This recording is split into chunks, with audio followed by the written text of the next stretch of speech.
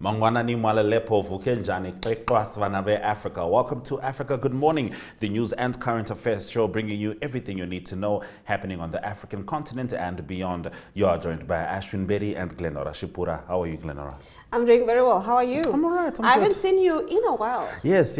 What do the young people say? It's been a minute. Yeah, it's been a minute. It's been far too long. Well, getting into what you can expect on today's Africa Good Morning. In Mozambique, locals have invaded a health center, beat a man to death over suspected femicide. Treason charges against Ugandan regional king dropped. Kenya's starvation cult death surpasses 300 after new bodies were found.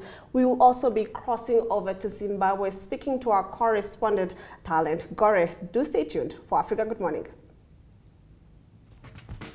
Welcome to My.NA Cars, your ultimate destination for everything automotive. I am your host, Diana Master. Teamwork makes the dream work, right? Discover the latest models, innovative technologies, and expert insights from our passionate hosts. Learn essential maintenance tips and get exclusive behind-the-scenes access to the automotive industry.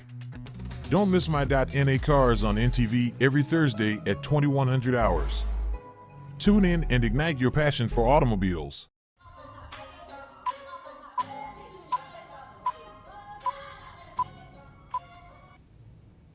Thank you for staying with Africa Good Morning. Heading into our top stories, we start off in Mozambique with a rather bizarre story. A man was forcibly removed from a health unit in Gila where he was being treated after ingesting insecticide. Now, a crowd then invaded the health center in Zambezia, central Mozambique, removed the patient and beat him to death on suspicion of murdering his ex-wife, Mozambican police announced this Monday. The 52-year-old man was receiving medical care for ingesting insecticide after the alleged murder. Police of the Republic of Mozambique spokesman Sidna Lonzo said they lynched him with sticks and stones until unfortunately he lost his life on the spot, Lonzo reported. According to the police, the man had beaten his ex-wife to death and set fire to her house, making him the target of popular ire. Treason charges against Ugandan regional king dropped. Uganda's Director of Public Prosecutions has dropped all charges against King Charles Wesley Mumbere of the Rwenzururu Kingdom and 217 other people who had been facing prosecution for treason since 2016. Under law, anyone who denounces rebellion and asks for a pardon qualifies for amnesty in Uganda. The government had accused the monarch, known as the Omuzinga in the local Lukwanza language, of trying to incite his people and of recruiting and arming fighters to form a breakaway republic known as Yira. At the time when security forces raided the office of the Prime Minister of the Rwenzururu Kingdom, a number of people were killed and their families never received justice. The government says 60 people died in the raids, but Human Rights Watch reported that at least 153 people were killed. When King Mumbere was granted bail in 2017, he was restricted from visiting his home region in western Uganda or carrying out any of his royal duties. Now, the number of people who died after a Kenyan pastor ordered his followers to starve to death in order to meet Jesus has risen and actually surpassed 300. Authorities said this Tuesday, warning that the death toll is expected to rise as more exhumations are planned. The death toll increased to 303 after 19 more bodies were recovered from mass graves in the vast forest land in Kilifi County of coastal Kenya, where Pastor Paul Mackenzie and his followers lived. Coastal Regional Commissioner Rhoda Onyacha said that 613 people tied to the area are missing. On Monday, 65 of the 95 parishioners whom authorities said they rescued from the property were charged with attempting suicide after they staged a hunger strike to protest being held at a shelter. In our next story, global level of forced displacement climbs to record 110 million, says the UN. The number of people forcibly displaced around the world has climbed to a record 110 million people, the head of the UN Refugee Agency said. With conflicts in Ukraine and Sudan spurring millions of people to flee their homes, the increase of around 19 million people to 108.4 million by the end of last year is the biggest annual jump on record, UNHCR said in a report released on Wednesday. That number has since risen further to 110 million, mostly due to the Sudan's 8-week-old conflict The UN High Commissioner for Refugees, Filippo Grandi, told journalists for the 2 decades before the Syria conflict in 2011, the global level was roughly stable at about 40 million refugees and internally displaced people. Now, the forced displacement report showed, but they have risen each year since and now have more than doubled. More than 1 in every 74 people is now displaced, the report said. Now, there is outrage in Tanzania after a middle-aged woman was found guilty to have raped an 8-year-old boy and infected him with sexually transmitted diseases. Desderia Mbelwa, 57, has been sentenced to 29 years in prison at a court on Friday, but details of the verdict have not been widely reported until now. On the day of the attack, the woman found the victim herding cattle at a village in the southern district of Iringa and asked where his friends were. She is then said to have sexually assaulted him under a tree after he said that his friends were not around. The case had 5 witnesses, including a doctor who examined the boy and confirmed he had injuries and had contracted sexual infections due to contamination in the genital area. Mbelwa is said to have defended herself by saying she's an adult with children and grandchildren who depend on her. Her lawyer, Frank Mwela, said that he plans to appeal against the verdict because his client was not tested to confirm if she did indeed transmute sexually transmitted diseases. That brings us to the end of our top stories on Africa Good Morning. After the break, we'll be talking to Talent Gore as we break down the news stories in Zimbabwe.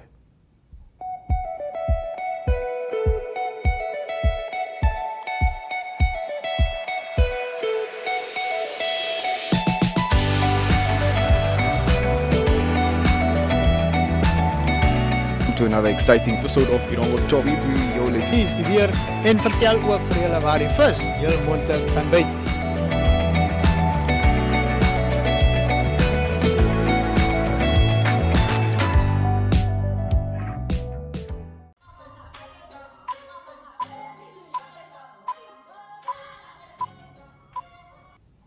Thank you for staying with Africa Good Morning. We'll now be joined by Talent Gore in Zimbabwe as she gives us the latest stories. Good morning, Talent. Take it away. Ashton in Africa Good Morning.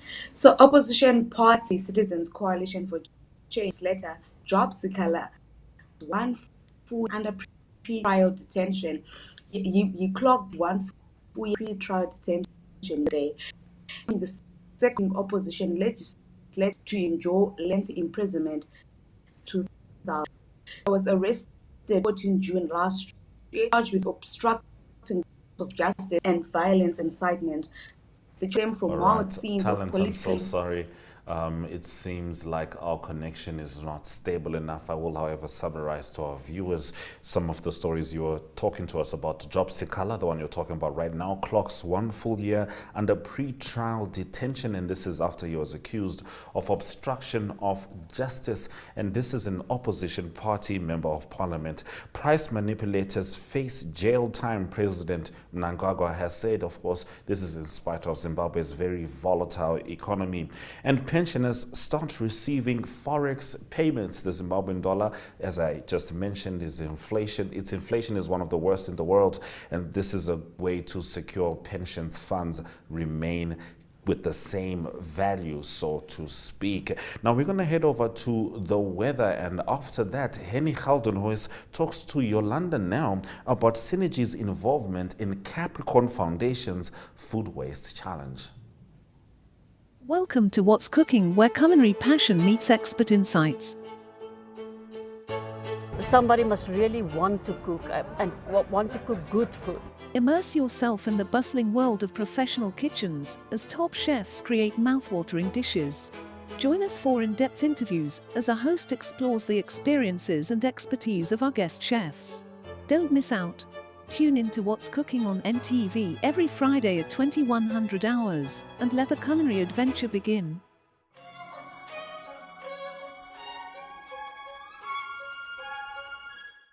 Ladies and gentlemen, with me in studio I have Henny Galdenhuis. He's the Chief Marketing Officer of Synergy. Thank you so much for your time. Thank you, Yolanda. So, on everyone's lips is the Capricorn Foundation's second phase of the Food Waste Challenge, and they have announced the top 5, and I have looked through those applicants and it looks amazing. The winner will be walking away with 100,000 Namibian dollars, but Synergy also came on board. Tell us about what you are offering the winner. Yes, thank you, Yolanda, and thank you for the opportunity, and welcome to all of our viewers. So, yeah, it's been a long journey where Namibia Media Holdings has been working with the Capricorn Foundation.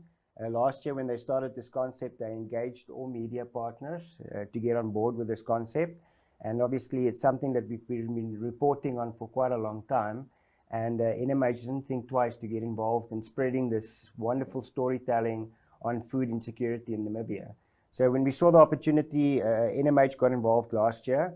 Again, with the success that we've achieved last year through the media, the multimedia platforms, we were telling that story. It was a massive success.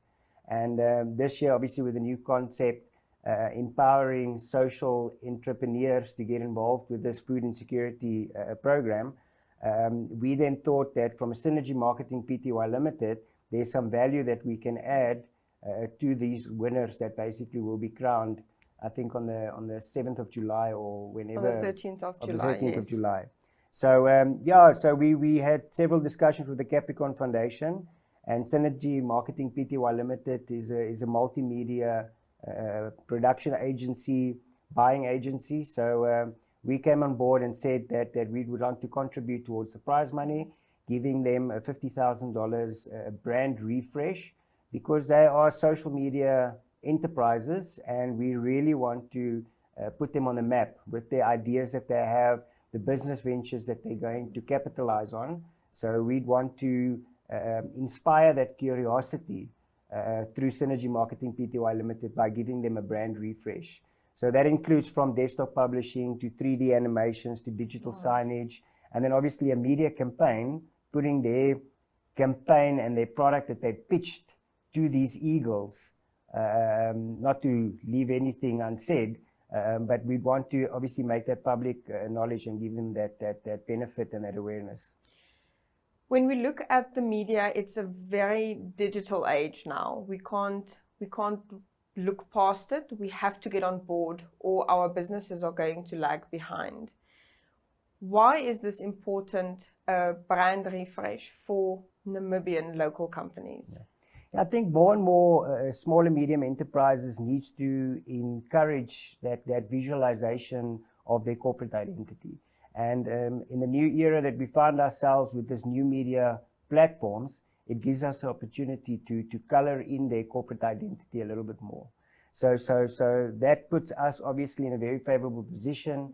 We've got the capacity and definitely the capability to encourage that inspiration when it comes to these brands. So putting those clients on the map will basically put them on top of their competition. So again, with this project, those small and medium enterprises basically need that boost. And with media, like you said, it's a very digital scenario that we face ourselves in. But again, whatever we do in print complements what we do digitally, and whatever we do digitally complements what we do in print. And it's the same for radio and TV. So very excited to be able to venture into these opportunities and then use that multimedia platforms we have at our disposal to basically give those people an edge. Henny, thank you so much for your time. Thank you very much.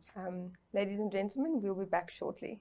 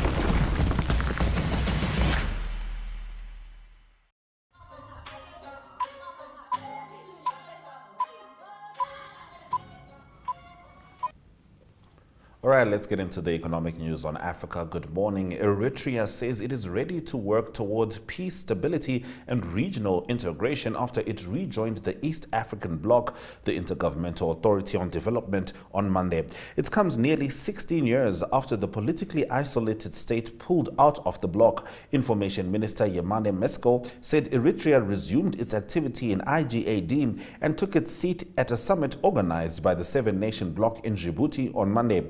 The East African nation, led by 77-year-old Isaias Afwerki, who has ruled for 3 decades, has suspended its IGAD membership in 2007 after a string of disagreements. One of them was the bloc's decision to ask Kenya to oversee the resolution of a border dispute between Ethiopia and Eritrea.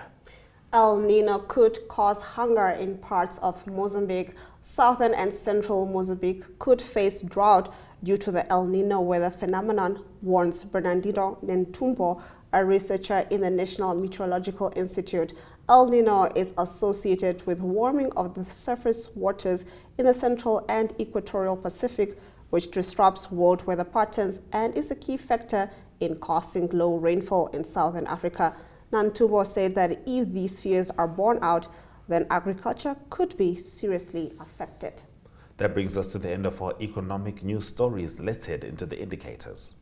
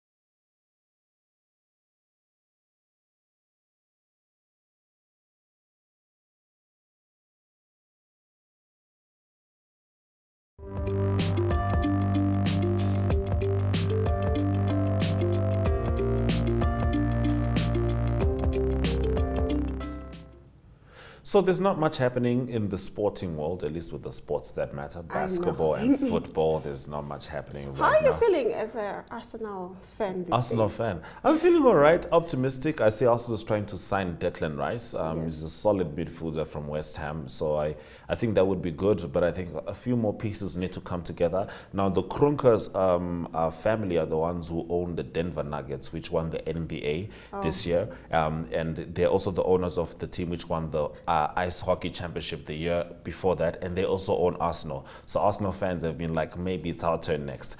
But hopefully, we'll see what Haaland has to say about that. Yeah. Let's have a look at the sports news with Ari Hochad.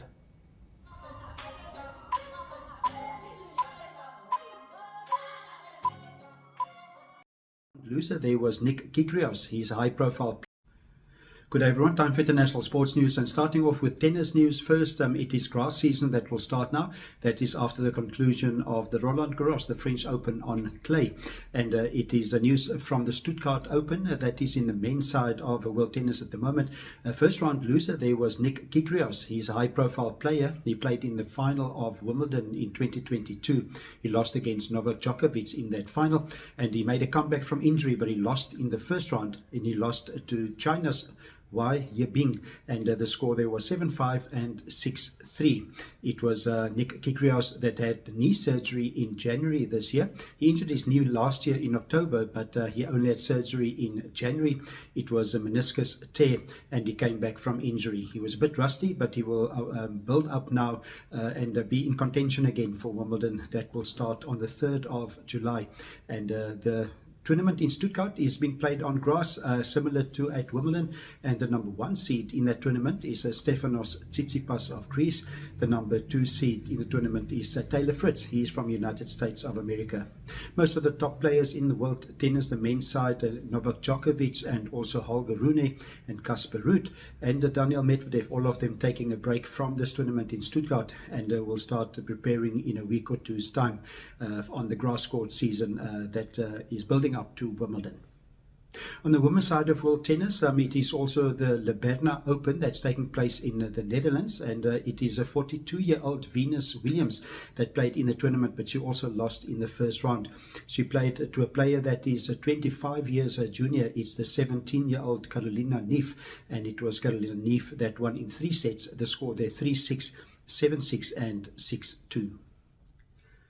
And continuing international sports news with golf news, and it's news from the PGA in America. It is the commissioner of the PGA, Jay Monahan, that stepped away from his day-to-day responsibilities in operations, and that is because he's recuperating from a medical condition, an unknown condition. And there's been lots of pressure on Mr. Monahan that is since he announced a merger between the PGA, the Professional Golf Association of America, also the DP World Tour, and also the Public Investment Fund that is from Saudi Arabia. So lots of pressure there coming from players and from the government. From the players' side, it was world number 2, John Rahm, that was very vocal. He said that he felt betrayed by the management, not being kept in the loop of all the developments. And also a big development for the PGA is that the US Senate also announced that they will investigate the deal, and they've requested all documentation. So there's lots of pressure on the commissioner. And closing off today's international sports news with soccer news. That is all still news from the transfer window. No soccer action taking place at the moment, but lots of transfer action. And it's Harry Kane, the England striker, that's in the news. He's currently playing for Tottenham Hotspur. He's got 1 year left on his deal, but it seems like he's going to try and sign for another club. That is mainly because Tottenham Hotspur didn't qualify for next year's Champions League football. The 5 clubs interested in Harry Kane's signature is Real Madrid, also Manchester United, then Chelsea, also Paris Saint-Germain and Bayern Munich. And he still need to decide which club he will go to. The big indication at the moment is that it's Real Madrid and Manchester United being the favourites to get his signature.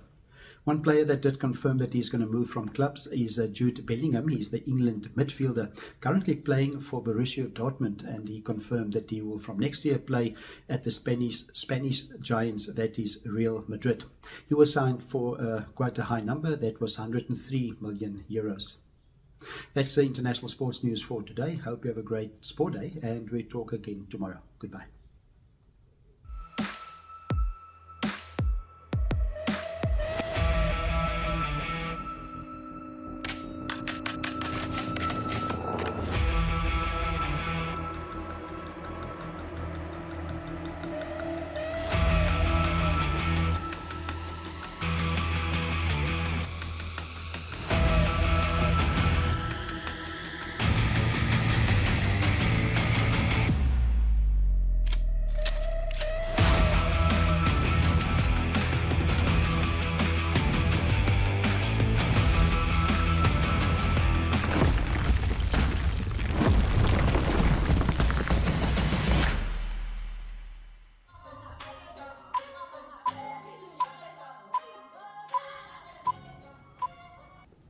Thank you for staying with Africa. Good morning. Let's head into the highlights from this morning's broadcast. Mozambique locals invade health center and beat a man to death over allegedly murdering his wife. Treason charges against Ugandan regional king dropped. Kenya's starvation cult death surpasses 300 after new bodies found. And Eritrea rejoins East Africa Trade and Security Bloc IGAD after 16 years. And with that, we've come to the end of our broadcast. Do remember that you can catch Africa Good Morning tomorrow, same time, same place. From me, Glenn Orashipura. And Ashwin Berry. Suraj Lakanaka.